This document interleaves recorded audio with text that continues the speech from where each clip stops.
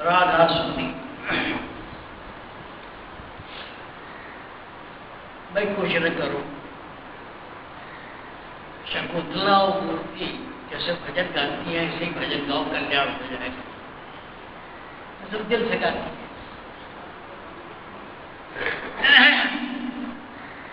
सबसे आसान लीन होके भजन गाओ, उसी से कल्याण हो जाएगा।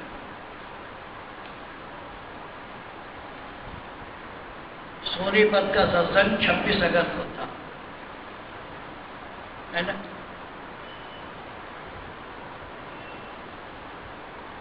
सने अक्सर वहां जाती है, पिछली बार नहीं आई, क्यों? परिवार में भागवत था। उसके बाद वो मिली और उसने एक बड़ी मार्मिक बात कही। उसने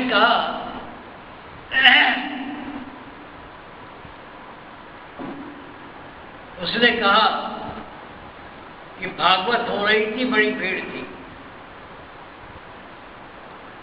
और जो कुछ कहा जा रहा था उससे अच्छा रिक्शे वाला बता सकता है।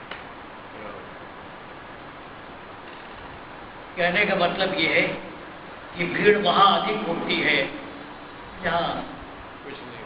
अब हम क्या कहें, वो सच। तो यहां जो कहा जाता है, भीड़, पैसे भी वहां है, चढ़ावे हैं।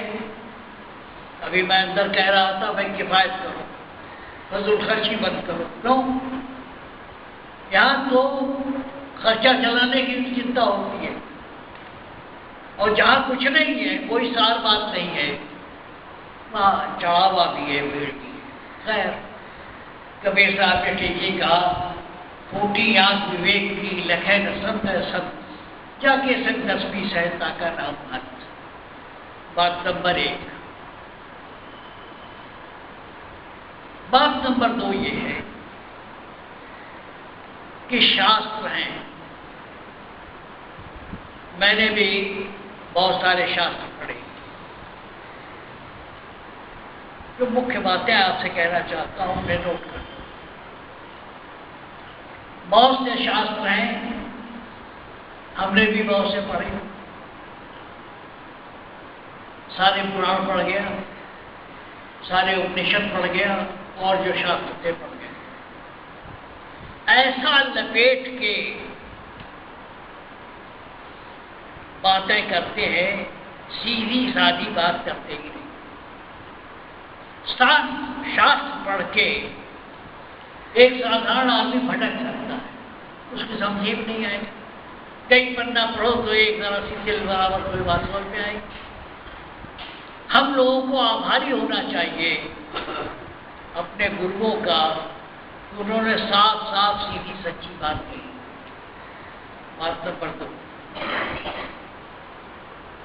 सीधी सच्ची बात जो यहाँ समझाई जाती है, पूरे शास्त्रों को बस लो,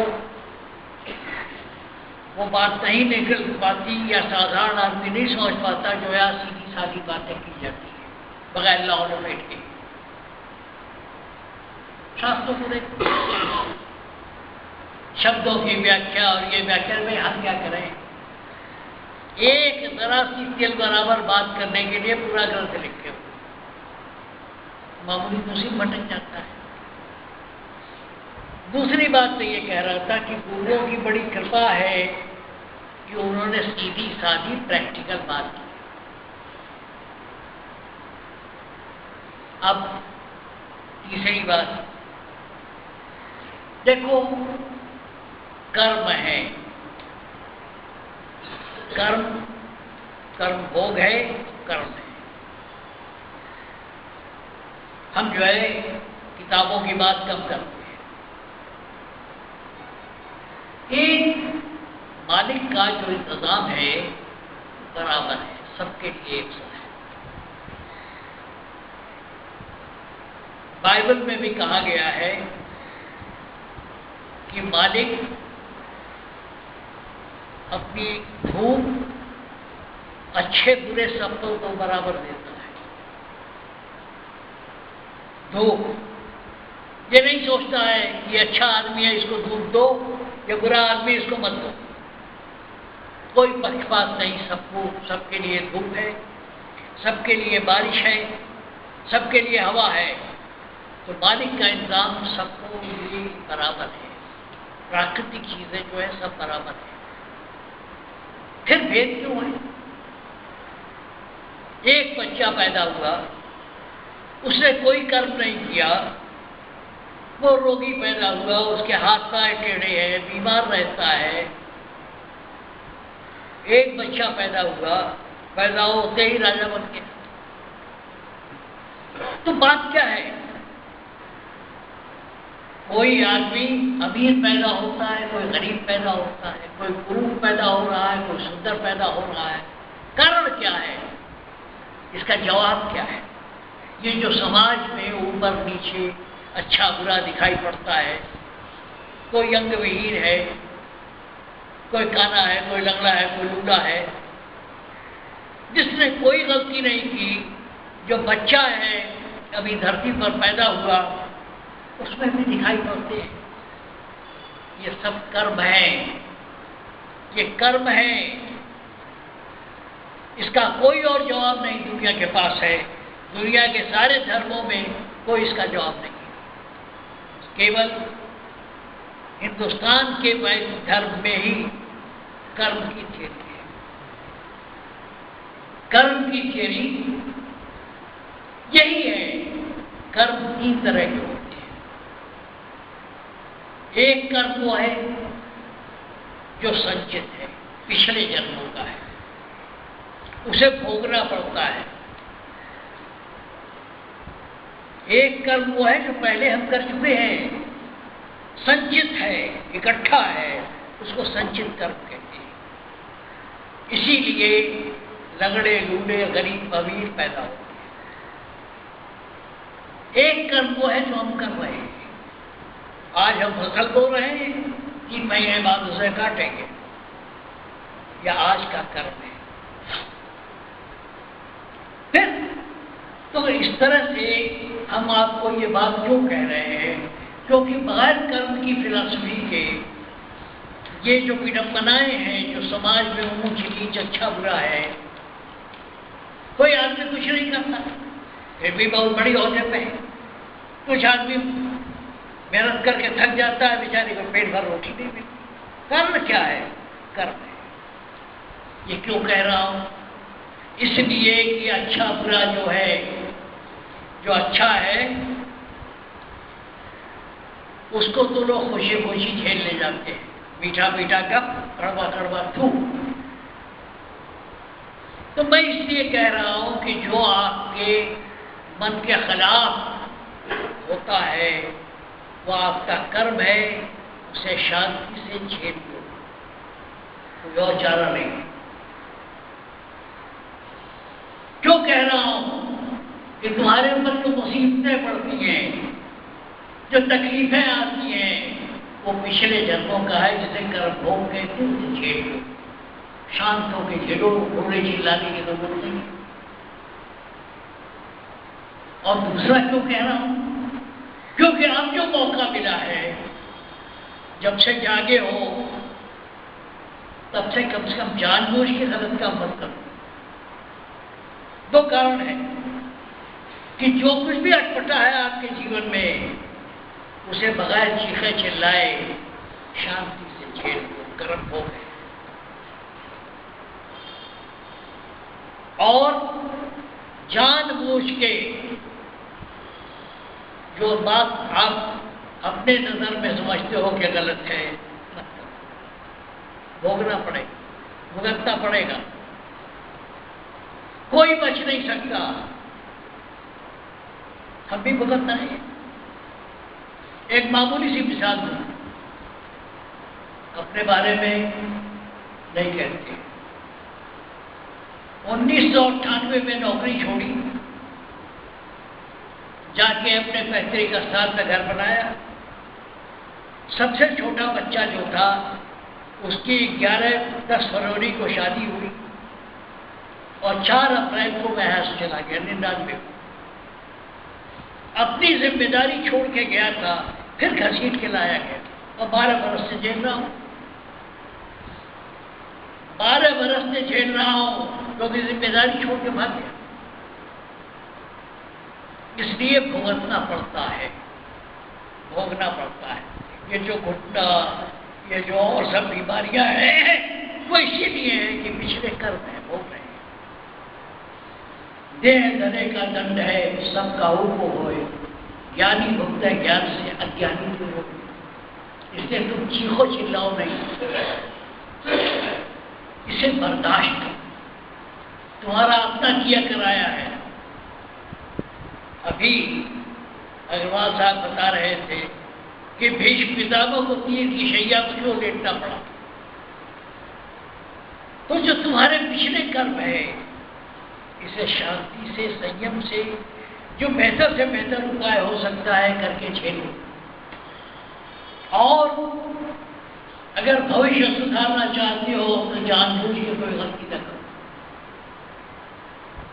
इस कर्म की बात इसलिए की क्योंकि कर्म की फिलॉसफी ये हिंदुस्तान की विशेष बात है जो सारी समस्याओं का समाधान करता है। बाकी लोग इसको नहीं मानते। लेकिन इसका जवाब नहीं है कि पैदा हुआ बच्चा, 2 बच्चे पैदा हुए, उनके सर जुड़े हुए। ओ भाई, एक का बच्चे ने कोई पाप नहीं किया, उसको खाने को नहीं मिलता, और एक बच्चा जो है ऐश कर रहा है, तो कारण इसका केवल एक है, कर्म है। इसलिए कह रहा हूं कि जो कर्म भोग है उसे भोग लो शांति से, और जानबूझ के गलती मत करो। एक बात, लोग चीखते हैं, चिल्लाते हैं। अभी है लोग, अभी एक साहब ने, अभी एक 10 दिन 15 दिन हुआ, 1 हफ्ता हुआ, मेरे पास आए। खैर, फिर उनके किसी बच्चे का फोन आया कि हमारी किस्मत कब बदलेगी। अरे भाई, तुमसे इतना तो समझता नहीं कि तुम सत्संग में आओ और जाओगे सत्संग में। बात क्या है? अरे दिल से पुकारो, पत्थर पिघल जाएगा। आज आपके सामने बैठा हूं, मालिक ने अर्जी सुनी और आज इस लायक हूं कि आपसे कुछ कह रहा हूं। यह नहीं था कि मेरे बाप ने कुछ लिख के दे दिया था, यह नहीं कि मेरे रिश्तेदारों ने कुछ कर दिया था। ऊपर मालिक, नीचे हम, जो कुछ भी हो सका उसने करना की दया की। तुम भी चाहो तो तुम्हें भी मिल सकती है। आज होना पड़ेगा। आज आरती होती है सत्संग के बाद। आज किसको कहते हैं? जिसका कोई आसरा न, जिसका कोई आसरा न हो।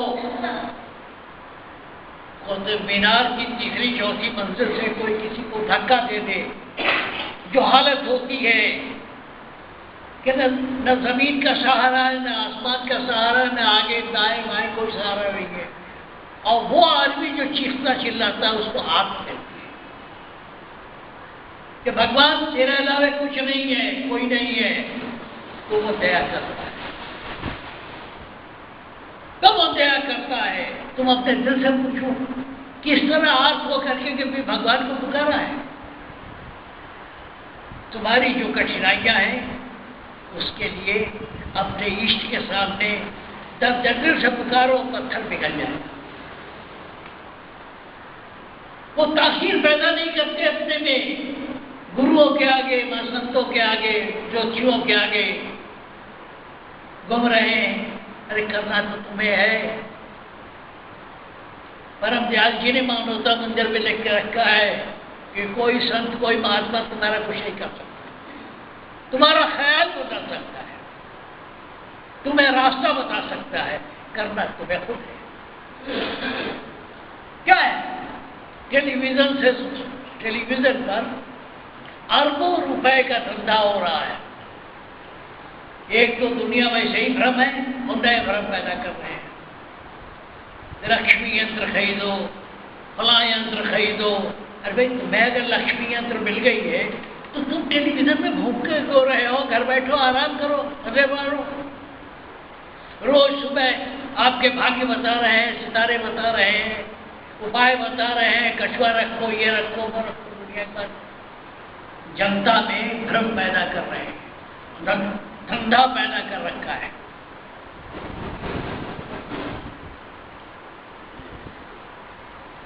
एक तो आदमी वैसे ही बेचारा कंफ्यूज है, ऊपर से 5-7 चैनल जो है नए भ्रम पैदा कर रहे हैं और उनके वहां है। अरे भाई, तुम्हें अगर लक्ष्मी यंत्र मिल गया, धन की वर्षा हो रही है, तो तुम टेलीविजन में बैठने की क्या जरूरत है? घर बैठो, आराम से मिलेगा। कुबेर यंत्र, हनुमान यंत्र, ये यंत्र, वो यंत्र बेच रहे हैं, भाग्य बता रहे हैं, ज्योतिष बता रहे हैं, जंक्स बता रहे हैं, ये मूंगा पहनो, वो पहनो, वो पहनो। अरे कुछ मत करो। इस सृष्टि को बनाने वाला जो मालिक है, जो तुमने इष्ट बना दिया है, उनकी बात छोड़ो जो बिगुरे हैं। अगर तुमने इष्ट बना रखा है, तुम अपने इष्ट से मांगो तो तुम्हें सब मिलेगा। गुरु धर्म दे, गुरु अर्थ दे, गुरु काम मोक्ष देने वाले। तुम्हारे अंदर ताप नहीं है, तासीर नहीं पैदा कर रहे हो अपने अंदर, जो पत्थर पिघलाते हैं। अरे उस ताप के साथ मांगो, मालिक क्यों नहीं देगा?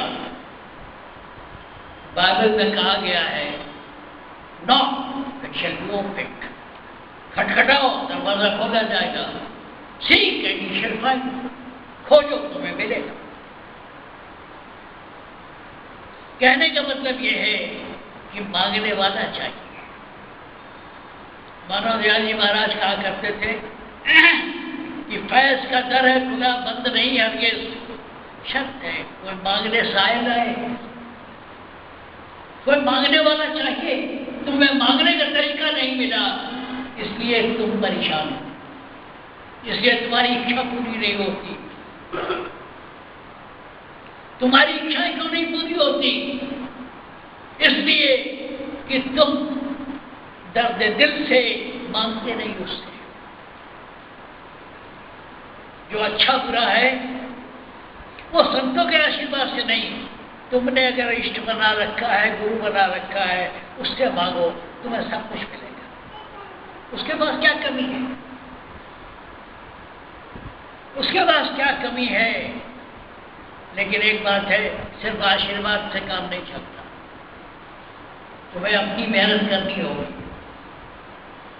तुमने अपना खेत जोता बोया, मुनासिब खाद डाली, कीड़े मकोड़े मारने की दवा डाली, अब भगवान पे छोड़ दो, वो दया करेगा, चौगुनी फसल होगी।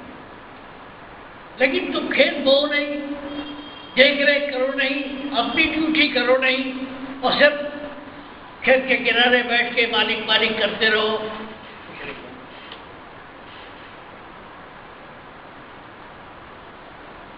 अपनी युक्ति उपाय लगानी पड़ेगी। तुम्हारे घर में गेहूं है, उसका आटा बनाना तुम्हें पड़ेगा, रोटी बनानी पड़ेगी, व्यंजन बनाना पड़ेगा, ये काम तुम्हारा है। लेकिन अगर सिर्फ सोचो कि सिर्फ मालिक मालिक करते रहो, इसीलिए मैंने पीछे कहा था, शाह सोनीपत में कहा था कि राम राम आलसी पुकारा। सिर्फ आशीर्वाद से कुछ नहीं होगा। कोई बहुत बड़ा महात्मा हो, बड़ी थके चंदन लेके टांग रखा, मैं क्या कहूँ? कहने का मतलब यह है कि आप अपनी ड्यूटी करो, उसके बाद आशीर्वाद काम आता है। सिर्फ आशीर्वाद मांगते रहोगे, उससे कुछ नहीं होगा। इसलिए जितनी अकल भगवान ने दी है, जितनी अकल मालिक ने दी है, उसके हिसाब से जिंदगी जियो, संवारो। ये तुम्हारा काम है। उसके बाद जो बचा खुचा रहता है वो दया करेगा। गीता में भगवान कृष्ण ने कहा कर्मणामाधिकारस्ते मा फलेषु कदाचन। कर्म करना तेरा काम है, फल मैं दूं। खेत को ऐसे ही परती छोड़ दो और बैठ के राम राम करते रहो, कुछ नहीं होगा। घर में गेहूं पड़ा हुआ है, तुम कुछ न करो, रोटी बन के तुम्हारे मुंह में नहीं आएगी, क्योंकि ये कर्म भूमि है, कर्म करना होगा। साधु संतों का आशीर्वाद तुम जब कर्म कर लेते हो तो पूरा हो, उसके बाद क्या है। तो मैंने क्या कहा आपसे, पहला तो ये कहा कि कर्म है जो जिंदगी में उबड़ खाबड़ है, वो तुम्हारे कर्म है। इसको संयम के साथ बगैर रोए चिल्लाए झेल लो। अगर भागोगे फिर पकड़ के मंगा लिया जाएगा, ड्यूटी पूरी करनी पड़ेगी। इसलिए और जानते समझते गलत काम मत करो। आप हमारे हिसाब से मत चलो, जो अब तक समझा है, समझ में आई, उसी के हिसाब से चलो। कोई जरूरी नहीं कि आगे किताब पढ़ो। अब तक जो समझ में आई है बात, उसके हिसाब से अपनी जिंदगी खुशहाल बनाओ। लेकिन ये कहो कि सर बाबा जी हाथ फेर देंगे उससे काम हो जाएगा, नहीं होगा। परम दयाल जी कहते रह गए, कई बार कहा कि मत्था टेकने से और पैसा देने से नहीं होगा। पैसा जरूरी है, लंगर देना है और सत्संग के काम करने हैं, जरूरी है। जो अच्छा पैसा देता है उसकी तरफ थोड़ा सा नजर अच्छी होती भी है, लेकिन इससे तुम्हारा कल्याण नहीं होता। कर्म तुम्हें करना हो, रास्ता हम बताएंगे। लेकिन सवाल क्या है कि बस राम राम करने से कुछ नहीं। तुमको इस कर्म भूमि में भेजा है, अपनी अकल के मुताबिक दुनिया की जो समझ आई है उसके हिसाब से अपना काम करो। उसके बाद मालिक पे छोड़ दो, मालिक क्या करेगा। मैंने जब से ये सत्संग शुरू किया, जो आरती बदल दी और आखिर में क्या किया, ये जो भजन दिया कुछ नहीं कर सकते हो, तुम अपने इष्ट की फोटो रखो और यही आरती गाओ सुबह शाम, तुम्हारा कल्याण हो जाएगा। क्यों चुना इसको? उसमें है सहज होए जग की कठिनाई। मालिक के बहुत स्वरूप है, तुम दयाल रूप की पूजा करते हो इस भजन में। सहज होए जग की कठिनाई, फिर टेढ़े कदम को करने सीधा, युक्ति निराली बतलाती। अब कुछ मत करो, कोई योग अभ्यास न करो। अगर दुनिया चाहते हो, अपने इष्ट के सामने बैठ के सच्चे दिल से, बगैर छल कपट के, बगैर होशियारी के, एक दूध पीते बच्चे की तरह भजन करो। तुम्हारी कामना कम नहीं पूरी होगी, जरूर पूरी होगी। नहीं पूरी होती तो कमी तुम्हारी है, कमी तुम्हारी है। साहब मेरी किस्मत का बदलेगी, किस्मत का बदलेगी। मैं भाई कई बार बता चुका कि आदमी को कर्म करने के लिए यहां भेजा गया है। जो अब तक हो गया भाई। जानबूझ के बिला मतलब बिला हो जाए खुराफात मत करो। दुनिया में जब कभी साधन अभ्यास के लिए बैठो, इष्ट के सामने बैठो, एक दूध पीते बच्चे की तरह भोले बन। जितने भोले बनोगे उतने ही कल्याण होगा। रामायण में कभी कहा गया है कि छल छिद्र न मोह भावे। भगवान को ये होशियार लोग पसंद नहीं आते, उनको भोले वाले लोग मिलते हैं। जो आर्थ होकर उन्हें पुकारता वहां भगवान आते हैं। द्रौपदी से गलती यही हुई थी, उसने कहा कि दुखारो द्वारिका नाथ शरण में थी। तो द्वारिका से दिल्ली आने में, हस्तिनापुर जो समय लगा, उसी कारण ये गड़बड़ हुआ। उसका पल्ले तक गिर गया, खुल गया। तो है पुकारने वाला चाहिए, 10 दिन से पुकारते नहीं। दोष दुनिया का, बीवी खराब है, बच्चे खराब है, बाप खराब है, खानदान खराब है, तुम क्या कर रहे हो? कुछ करो। बस दुनिया ठीक ठाक हो जाए तो हम नाचेंगे। अरे भाई, दुनिया तो जैसी है वैसी है, तुम अपने को ठीक कर लो दुनिया के हिसाब से। मैं कई बार कह चुका हूं, फिर कह रहा हूं, आप इस सड़क पर निकलो, कोई ठेला लेके जा रहा है, कोई गाड़ी लेके जा रहा है, कोई ट्रक लेके जा रहा है, कोई साइकिल लेके जा रहा है, कोई पैदल जा रहा है, तुम क्या करते हो? अपना रास्ता इनके बीच में से जो जगह छूटी उसमें से निकलते हो। दुनिया नहीं बदलेगी, तुम सुधर जाओ। ये सत्संग सुना और चले गए, ये काम नहीं है। पिछले 2-3 महीने से मैं जरा सख्ती से बात कर रहा हूं, मैं जानता हूं, लेकिन ये भी जरूरी है। बात यह है कि अमल करने की बात है। अमल करो। ये बाबा जी लोगों के आगे ठगने की जरूरत नहीं है। तुम अपने दिल से पूछो, क्या तुमने इस आदमी को जिसकी भी शिकायत कर रहे हो उसके प्रति तुमने ठीक से व्यवहार किया? मैंने पीछे भी कहा था और अब भी कह रहा हूं, एक अच्छे बेटे बनो, एक अच्छे बाप बनो, एक अच्छे पति बनो, एक अच्छे दोस्त बनो, एक अच्छे नागरिक बनो। ये गृहस्थियों का मत है, सन्यासियों का नहीं है। अपने दिल से पूछो, क्या तुमने ठीक व्यवहार किया? अगर तुम्हें जवाब मिलता है कि ठीक व्यवहार किया, कोई बात नहीं। अगर तुम्हें लगता है कि तुमसे कोई चूक हो गई, उसे सुधारो, आगे मत करो।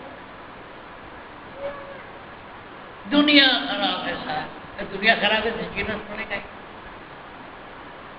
कैसे सुख से जियो, ये युक्त उपाय तुम्हें लगानी पड़ेगी। यह आत्म सुधार का काम है, यह अमल का काम है। तो बैठे रहेंगे, यह खराब है, वो खराब है, अपनी करनी नहीं देखेंगे। अपना मुंह को शीशे में नहीं देखता। वो एक्ट्रेस खराब है, उसकी आँख ऐसी है, उसकी नाक ऐसे है, उसके तू अपनी शक्ल तो देख। आपा खोजने चले हो, अपने आप को आत्म विश्लेषण जिसको कहते हैं, अपने किए कराए पर सोचा करो। जब एकांत मिले तो अपने कर्मों पर सोचा करो कि आगे कौन क्या बेहतर किया जा सकता है। खुद करेंगे नहीं, उम्मीद करेंगे। इनकम टैक्स हड़प जाएंगे, 2 नंबर की बही रखेंगे और सोचेंगे कि मनमोहन सिंह इनके वहां वो लगा दे, डे लाइट लगा दे इनके गली में। कूड़ा अपने फेंकेंगे, गंदगी अपने करेंगे, चाहेंगे बिल्कुल ताजमहल की तरह तक साफ सुथरी हो। कैसे भाई? कहा जाता है कर्तव्य, वो हक और कर्तव्य दोनों साथ साथ चलते हैं। अपने कर्तव्य करो तब तुम हक की बात कर सकते हो। हक ही, मैं लड़का हूं, आपका फर्ज है, तेरा क्या फर्ज है? तेरा फर्ज है किताब पढ़, नौकरी ढूंढ, धंधा कर। नहीं, बाप ने एक बार 2 मिनट, 4 मिनट, 5 मिनट के लिए कोई गलती कर दी, अब उसका तुम खामियाजा वसूल कर रहे हो। नालायक कहीं के। अरे शेर का बच्चा शेर होता है, शेर का बच्चा किधर नहीं होता। बाप जहां तक लाया है उससे कुछ ऊपर चलो तो लायक हो, वरना कबूत हो। बस हमको आराम चाहिए, हम अपने आराम की बात करते हैं, दुनिया भाड़ ले जाए, ये बात गलत है। तुम अपनी ड्यूटी पूरी कर लो तो अपने हक की बात कर, अपने कुछ करेंगे नहीं। अपनी जो ड्यूटी है वो नहीं करेंगे और हक के लिए चिल्लाएंगे। इस आज्ञा बढ़ रही है, वो बढ़ रही है, वो भ्रष्टाचार बढ़ रहा है, तो तुम्हें जीरा तो ही है। कहने का मतलब ये है कि अपनी ये सत्संग जो है, आपके अंदर जो शक्ति छुपी पड़ी है उसे खोलने की बात है। कंडे की राख की तरह, कंडे के नीचे राख है, उसे सिर्फ हटा देना है, तो आपको जगा देना है, आपको मालूम करना है। इस भ्रम में मत रहो कि हम क्या कोई बड़ा महात्मा आशीर्वाद देने का हो जाएगा। अगर ऐसा होता 35 वर्ष सत्संग दिया पंडित फकीर चंद ने, और मानवता मंदिर में लिख के छोड़ गए, कोई महात्मा तो कुछ कर नहीं सकता, मैं किसी को नहीं जानता, बात साफ। इसीलिए भीड़ कम आती है, इसीलिए भीड़ कम आती है। कुछ मिर्च मसाले लगाओ तो बहुत आए। कहने का मतलब यह है कि ये अपने को सुधारना शुरू करो। आ गए सत्संग में तो सबकी सिद्धत हो गई, दुर्मति जाती रही। जो बताया जाता है उस पर अमल करो। जब बैठे रहने से और अपने मुंह में मिट्ठू बनने से काम नहीं चलेगा। जो कर्म है, मेरे घुटने काम नहीं करते, अग्रवाल साहब भी ठीक कह रहे थे, चलने फिरने में दिक्कत है, ये कर्म भोग है, भोगना पड़ेगा, शांत होकर भोगना पड़ेगा। किससे शिकायत करें? या रही होगी कोई बात। परम दयाल जी ने कहा कि सारे महात्माओं को होता है। उनका स्वामी ये व्यास के वो बाबा सावंत सिंह काफी बीमार थे, तुलसीदास बीमार थे, कितने बड़े बड़े महात्मा बीमार थे, सब है कर्म हो गए। इसीलिए कबीर साहब ने कहा, देह धरे का दंड है, सब काऊ हो गए। ज्ञानी मुक्त है ज्ञान से, अज्ञानी देव है। इसलिए कर्म की बात की। दुनिया की शिकायत के साथ में ये ठीक नहीं, वो ठीक नहीं, वो ठीक नहीं, तो तुम अपने को संभालो यार। कहाँ की बात है? नहीं साहब, अपने को नहीं संभालेंगे। ये जिंदगी है, सब में कमी पेशी है। जमीन के ऊपर और आसमान के नीचे जितने लोग हैं वो आधे अधूरे हैं, सब में कुछ न कुछ कमी है। तो अपनी कमी को करो, बेहतर से बेहतर बनो। जिस दिन से नामदान लिया है उस दिन से तुम्हें अपनी नजर में खुद उठना चाहिए। किसी जगह रहते हो, शरीर में रहते हो, किराया देना पड़ता है। इसका किराया दुख और सुख में है। मानव दयाल जी महाराज ने एक बार कंधे में हाथ रख के मुझसे कहा कि जो मन मुताबिक हो वो भी ठीक, जो मन के खिलाफ हो वो भी ठीक, मौज में रहा। पीर मौज है, वो बिल्ला लगाए हुए थे, वो कहते भी थे मौज मालिक। जिसने इस दुनिया में ये बनाई है सृष्टि, वो अपने हिसाब से खेलना चाहता है। आप अपने हिसाब से खेलना चाहते हो, दिक्कत यही है। उसके भरोसे रहते नहीं। सरदार जी की तरह केश रख लेना चाहिए, दाढ़ी बाल सब रखना चाहिए, लेकिन रोज हम बनाते हैं, तो इसका मतलब मालिक का जो इंतजाम है उसके खिलाफ चल रहे हैं। इसी तरह हर जगह हम मालिक के आश्रय रहते नहीं। रहने का तरीका क्या है? नदी के किनारे पेड़ से जो पत्ते गिरते हैं वो खुद कुछ कोशिश नहीं करते, वो लहर जैसे चलती है उस हिसाब से चलते हैं, अपने को छोड़ देते हैं। इसी को कहते हैं मौज मालिक। ये एक दिन में नहीं होता है, रास्ता रास्ता होता है।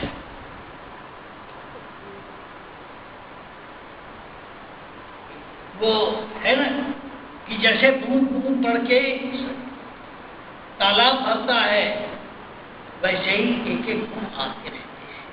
जिम सद्गुण सज्जन पे आवा, बूंद बूंद कर भरे गलावा, जिम सद्गुण सज्जन पे आवा। तुम ये सोचो कि पैदाइशी संत बन के निकलोगे नहीं, आगे बढ़ते चलो। जो कांटे कुर्से लगे हुए हैं उन्हें धीरे धीरे निकालो, चिंता मत। 3 बात तो ये कर, 4थी बात सुन लो। बड़े बड़े सत्संगियों के लिए हीरा सिंह सुनो, 4थी बात कर रहा हूं। हर सत्संग में कुछ नया देने की कोशिश की है, और ये भी कुछ नई बात है। 3 छोड़ चौथा पद दीना, 3 छोड़ चौथा पद दीना। क्या बात है, क्या मसला है? दुनिया में संत मत के अलावा जितने भी मत हैं उनकी भक्ति 3 पद की है। केवल संत मत 4थे पद की भक्ति है। मैं किसी की निंदा नहीं करता, लेकिन सबकी औकात बता रहा हूं। ये जितने और धर्म हैं वो कहां तक ले जाएंगे? या तो स्वर्ग दे देंगे या नर्क दे देंगे। कुछ दिन मुक्त हो गए फिर वापस। और यहां अगर बात समझ में आ गई तो आप इस पड़खंजे से निकल जाओगे। तो चौथा पद क्या है? संतों ने तो बहुत कहा चौथा पद, चौथा पद। मैं कोशिश कम से कम। चौथा पद क्या है? देखो, एक पद है शरीर। हीरा सिंह, एक पद है शरीर।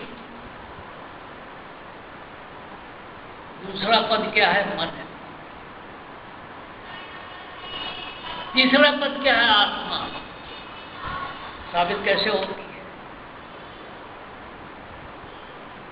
ये पहला पद है शरीर। शरीर है लेकिन उसके साथ मन है। मन ही जो है ये सारा कारोबार आपका करता है। और फिर आत्मा है। आप यहां बैठे हो,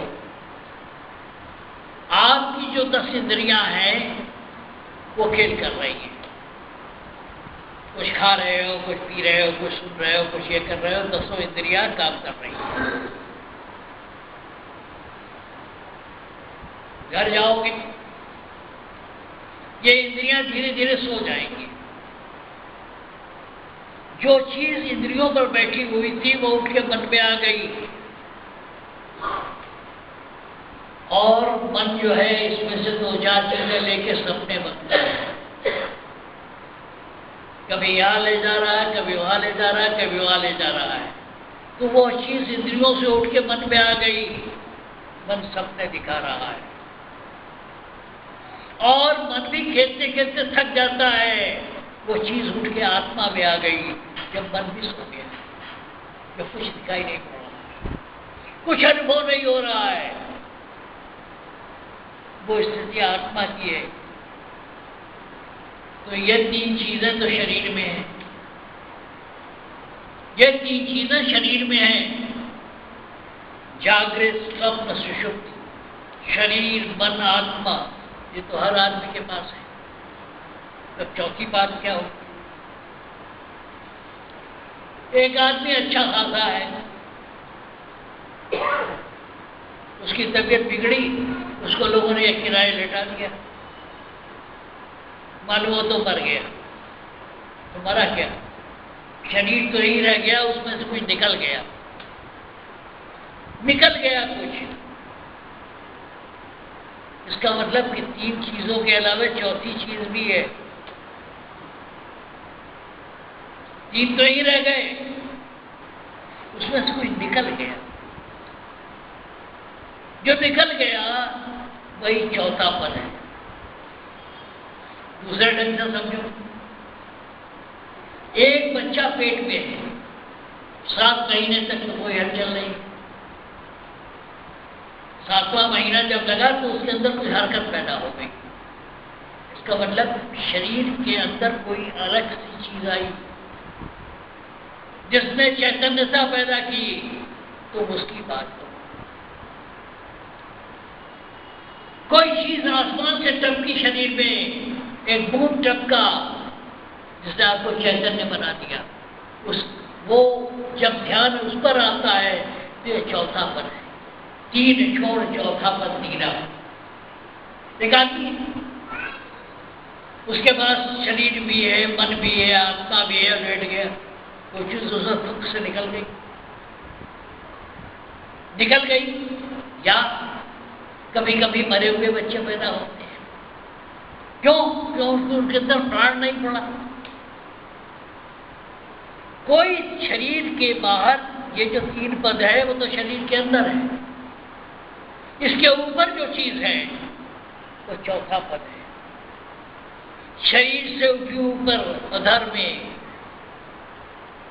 में यहां तक तो पहुंचे आप, सतलोक पहुंचे, अनामी पहुंचे, राधा स्वामी पहुंचे, लेकिन उससे भी ऊपर चलो, चौथा पद है, 3 छोड़ चौथा पद तीना। शरीर में माता पिता के वीर्य से शरीर की रचना होती है और चैतन्यता मालिक देता है। जब शरीर बन गया, उसके अंदर एक पोलियो ड्रॉप से भी छोटी चीज पड़ जाती है, इसकी वजह से आदमी चैतन्य हो जाता है। जब उस पर आदमी अभ्यास करते करते बुधा चक्र से आते आते, त्रिकुटी और सतलोक से आते आते, जब शरीर के ऊपर जो चीज टपक के आपके शरीर में गई थी, उसका ध्यान करते हो तो चौथा पद है,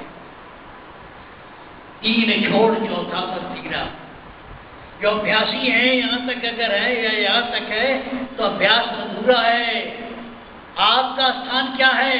जो आपके शरीर से भी ऊपर है, अधर में है, चौथा पद। अब एक बात और सुनो, पृथ्वी में हर चीज में भार है, हर चीज में वजन है। वजन इसलिए है कि पृथ्वी हर चीज को खींचती है।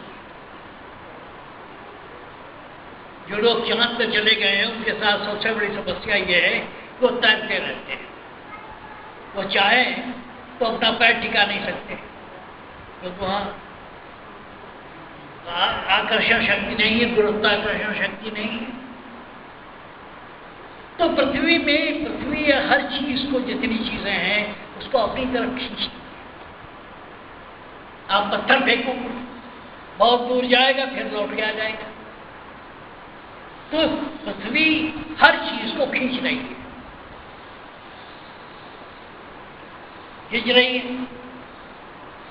अब अगर जो चीज मैंने कहा कि मुर्दे में से जो चीज निकलती है, जो चैतन्यता निकलती है, अगर उसके अंदर सांसारिक इच्छाएं हैं, दुनिया की चीजें हैं, तो वो उसकी मुक्ति नहीं होगी, वो खींच के आ जाएगा।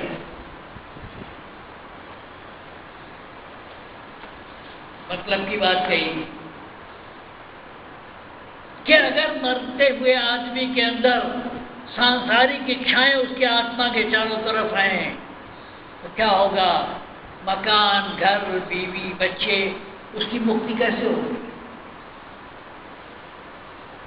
क्यों? क्योंकि आत्मा पर सांसारिक इच्छाएं, आपकी अतृप्त इच्छाएं हैं और उसे पृथ्वी खींचेगी अपनी तरफ। ये चौथा पद है। लेकिन हम ये नहीं कहते कि वैरागी हो जाओ। धीरे धीरे वैराग्य आएगा। मंजिल वो है, सांसारिक इच्छाएं हैं, रखो, लेकिन धीरे धीरे ये सब छूटती जाएंगी, फीकी लगती जाएंगी।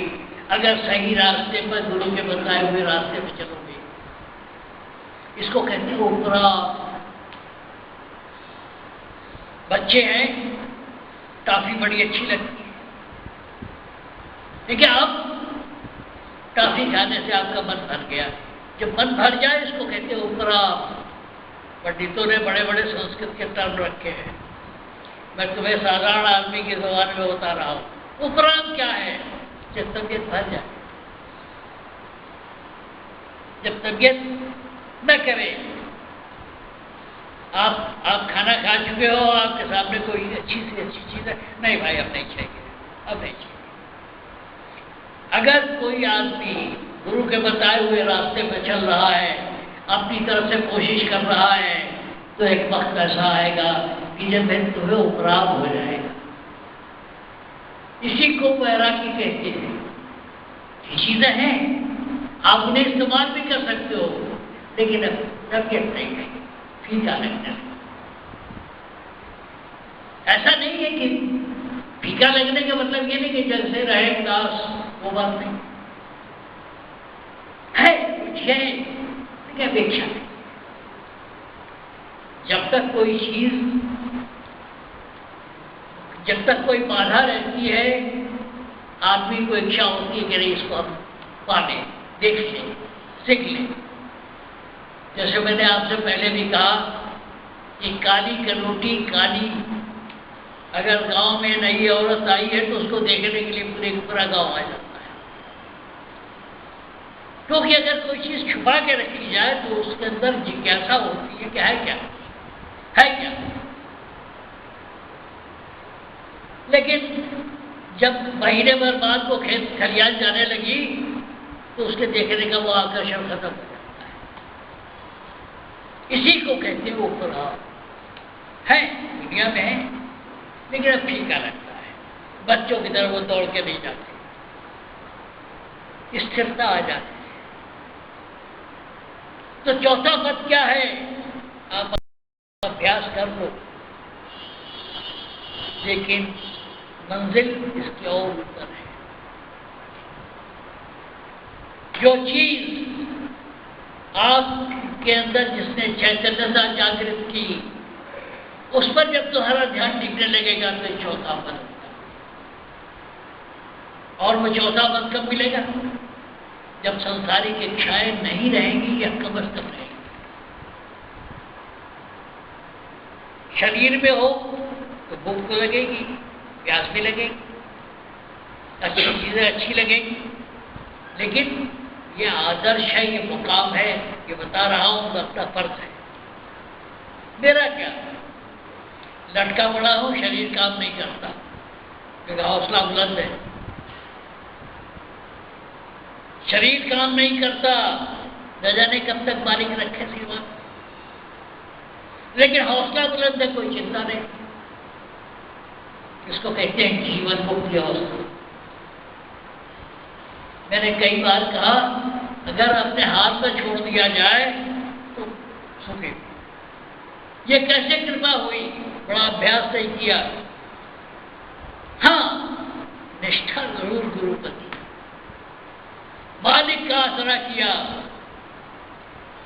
और जिंदगी खुशहाल हो गई। मिजाजों में यास आ गई है हमारे, न मरने का गम है न जीने की शादी। यास कहते हैं खमीर को, ऐसी खमीर आ गई है कि न जीने की इच्छा है न मरने की इच्छा है, तेरी मर्जी। लेकिन हाँ, दुनिया में है, दुनियादारों के साथ है, अभी कुछ बाकी है, लेकिन हौसला बुलंद है। मैं जानता हूं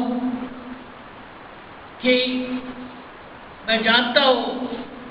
मैंने पहले भी सुनाया था कि उस दुकानदार को, उस वैश्य को भगवान की बड़ी विनती की, भगवान प्रसन्न हुए। उन्होंने कहा वरदान मांग। बड़ा कारोबारी आदमी था, बड़ा कारोबारी आदमी था। भगवान प्रकट हुए, उन्होंने पूछा बहुत क्या चाहिए? तो कहा महाराज मेरा कारोबार बहुत फैला हुआ है, मरने के पहले मुझे नोटिस दे देना ताकि मैं अपना इंतजाम कर लूं। अपने काम में मस्त रहा। एक दिन जब दूध पहुंच गए, उसने कहा भाई तो वादा खिलाफी हो गई, मुझे कोई इत्तला नहीं कि मुझे मरना है। उसने कहा जब तुम्हारा बाल पका था, जब तुम्हारे दांत टूटे थे, जब तुम्हें शरीर में ये कष्ट हुआ था तो तुम्हें नोटिस नहीं मिली थी। कहने का मतलब ये कि मुझे तो मौत की नोटिस मिल गई है, लेकिन ये है कि संकल्प है कि जब तक हाथ पैर चल रहा है, जब तक किसी लायक हूं, आपकी सेवा में उपस्थित रहूं। हौसला है, शरीर काम देना दे, लेकिन हौसला है। राम काज करिबे को आतुर, राम काज करिबे को आतुर, प्रभु चरित्र सुनबे को रसिया। मुझे कोई अकल नहीं है, तो तजुर्बा है, लेकिन हम चाहते हैं कि इन गुरुओं का दरबार जैसा सजा हुआ था, जो माहौल था, वो बना रहे, चाहे हो चाहे ना हो, चाहे मेरे अंदर वो खूबी हो ना हो, लेकिन हमारे गुरुओं के दरबार में जो बात थी, जो तासीर थी, वो बनी रहे। ये कोशिश है। कोशिश क्या है? मेरे में गुण हो ना हो। रैदास ने कहा मैं अपूज्य हुए तुमसे, कि भगवान केवल आपका नाम लेने से मैं तो सबसे नीच जात में पैदा हुआ, लोग मेरी पूजा करते हैं। मैं अपूज्य हुआ तुमसे। बात क्या है? मेरे अंदर कोई काबिलियत हो न हो, लेकिन अपने गुरु का जो माहौल था, जो बातें थी, उन्हें मैं चाहता हूं फिर रिक्रिएट। जैसे मैंने कहा ना आपसे, मुशायरे वाली बात कभी कही। मुशायरे अक्सर लोग खा पी के जाते हैं, 10 बजे रात के बाद, 9 बजे रात के बाद मुशायरा होता है, और अगर जम गया मुशायरा तो सुबह तक होता है। तो उसमें एक शायर कहता है कि शहर होने को है, माहौल बनाए रखिए, शम्मा एक न एक जलाए रखिए। कोई गुरु का नाम लेवा तो हो। बहुत से लोगों ने कोशिश की, लेकिन कोशिश अपनी की। इसलिए यह गुरु ऋण है। आपसे हमें कोई मतलब नहीं, हरिप्रकाश से मतलब नहीं, किसी से कोई मतलब नहीं, लेकिन गुरु का कर्जा है, उसे देना है। चुका रहा, जानता हूं कि सत्संग देने लायक नहीं रहा, क्योंकि शरीर काम नहीं कर रहा है, न जाने कब खुल जाए। लेकिन संकल्प क्या है? जब तक है, जब तक सुनने वाले हैं, जब तक चल फिर सकता हूं, करता हूं। राम काज करिबे को आतुर, प्रभु चरित्र सुनबे को रसिया। हनुमान जी साथ क्या था? यही था कि मालिक का काम है, करेंगे, और उनकी चर्चा जहां होगी सुनेंगे। तो सीधी सी बात, तो शहर होने को है, माहौल बनाए रखिए, शम्मा एक न एक जलाए रखिए। मैं तो चाहता हूं कि माहौल जहां भजन सुनते समाधि लग जाए, जहां सत्संग सुनते सुनते समाधि लग जाए, घर में लाख लाख रगड़ो नहीं होता, ध्यान से कोई सत्संग सुने तो समाधि लग जाए। चाहे 2 ही आदमी हो, सत्संग जारी रहना चाहिए। मानव दयाल जी महाराज कहते थे भीड़ की क्या जरूरत है, 2 आदमी जरूरी है, एक कहने वाला एक सुनने वाला। बात ये नहीं है, बात क्वालिटी कंट्रोल की है, बात क्वालिटी की है। दुनिया भाड़ में जाए, चढ़ाते रहो चढ़ावा, 150-200 की हो, 1000-2000 की हो, लेकिन कहीं तक ठिकाना हो जहां बात ठीक ठीक की जाए, या सीधी साधी बात की जाए, शास्त्रों में लपेटना नहीं है। मेरे बाप 82 साल की उम्र में मरे, मस्त हो के गए। उनकी बन गई, मेरी बन गई। आपको विश्वास हो तो आपकी भी बन सकती है, लेकिन वो तासीर पैदा करो। क्यों रोते हो? रोने के लिए जिंदगी नहीं बनी है। मर्द हो, पहला काम यह है कि मनुष्य की तरह अपनी ड्यूटी पूरी करो। तुमको भ्रम में डालना नहीं चाहता। मानवता मंदिर में लिख छोड़ा है बाबा फकीर ने कि कोई गुरु महात्मा तुम्हारे अंदर नहीं चाहता, कोई गुरु महात्मा तुम्हें दे नहीं सकता है, विचार बदल सकता है, तुम्हें रास्ता बता सकता है। इसके आगे बाहर का गुरु कुछ नहीं कर सकता। जितने पाखंड है वो करने की बात नहीं है। कुछ लोग बस कोई धंधा नहीं है, इतनी मिलावट हो गई है, अरबों खरबों कमा रहे हैं, रोज हो रहा है। कोई सुने ना सुने, मेरा काम है अजान देना। अजान समझते हैं? अजान कहते हैं मुल्ला खड़ा हो जाता है मस्जिद में और जोर से चिल्लाता है अल्लाह अकबर, उसको अजान कहते हैं। लोगों को यह है कि भैया मस्जिद में आओ, नमाज का वक्त हो गया है। चाहे हो न हो, चले न चले, नहीं कोई आएगा, अकेले घर बैठेंगे, मस्त है। लेकिन राम काज करिबे को आतुर। आतुरता क्या है? मालिक का दरबार फिर सजा है। और ये पचड़े में डाल के ये 25 श्लोक लिखा और उसके बाद धीरे से एक बात बताई। हमारे गुरुओं का एहसान है कि उन्होंने सीधी साधी बात कर दी। तो मैंने आपको इस चौथे पद की जो करिश्मा है, कभी सोचा करो कि आपके अंदर कुछ पड़ा हुआ है, वो चौथा पद है। क्या इसलिए जाता हूं कि वक्त मिले ना मिले, इसलिए मैं जानता हूं कि आज काफी सत्संगियों को इसकी जरूरत नहीं है, लेकिन जिंदगी का क्या ठिकाना, कह जाना ठीक है। कैसा न रहो कि ये लेसन नहीं पढ़ाया गया। और साधारण आदमियों के लिए मैं कहता हूं कुछ मत करो। अगर नामदान ले लिया है तो अपने इष्ट के सामने बैठ के यही भजन गाओ, तुम्हारे सारे दुख दूर हो जाएंगे।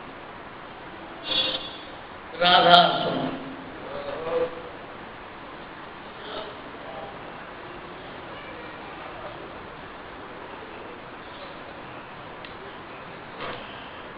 छोड़